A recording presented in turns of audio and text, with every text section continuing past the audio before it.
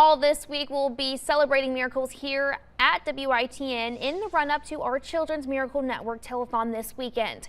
A Williamston teenager had to learn to walk, run, and play again after being diagnosed with a brain tumor in February of last year. Parker Joyner is just one of the many children who have been treated at Maynard's Children's Hospital in Greenville. I had the opportunity to talk to him and his family about his long road to recovery. After Kevin Joyner beat cancer in 2015, the Joyner family thought they were through a low in life. However, God would test their faith again, this time shocking them with news surrounding their youngest son, Parker. February the 21st, we done the CT and they told us it was a tumor. February 21st, 2022, another set of scans turned the Joyner family's lives upside down. I lost it.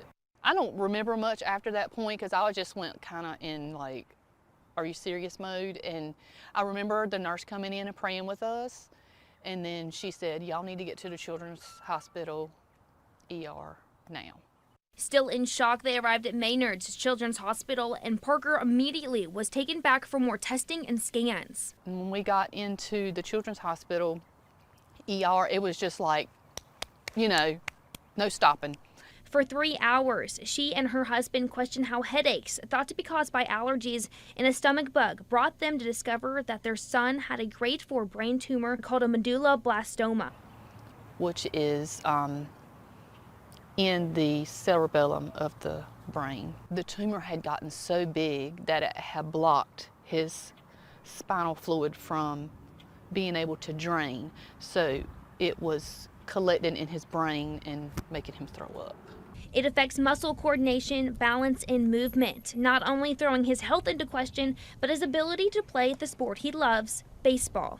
The first thing you think of is the worst, you know, is Parker going to be with us? Is this it? And why?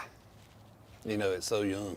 The Joyners were warned that Parker, with his diagnosis, might not recognize them when he comes immediately out of surgery that was quickly scheduled for 2 days later.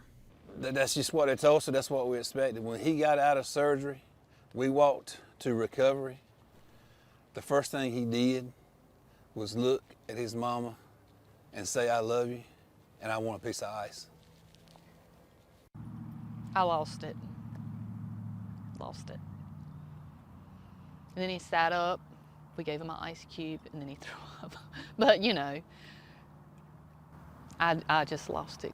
But the fight was far from over. Parker had to begin chemo on top of losing his ability to walk and overcoming extreme weakness on his left side. We are heavy faith people. We had a lot of prayers behind us. We knew that, we felt that. His doctor's connections moved the Joyners to Tennessee to receive a radiation treatment from a children's hospital there that's not available in North Carolina. Upon his return to the East, he continued radiation therapies and seeing his doctors regularly, and finally, in April, he got his port taken out, which signifies the end of his treatment. So, you know, the only thing left for Parker right now is to just regain what he lost during surgery.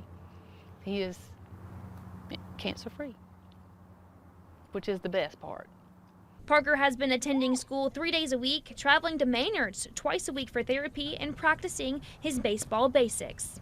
When these telethons and radiothons came on, I was the guilty person because before this, I had never given donations or anything for the Children's Hospital. But after this, it changed my whole outlook. What is the future that you do see for Parker? I see Parker getting back to where he was. Parker was an awesome baseball player, and the way he's going, he will play again. No doubt in our mind that he's going to get back on that baseball field.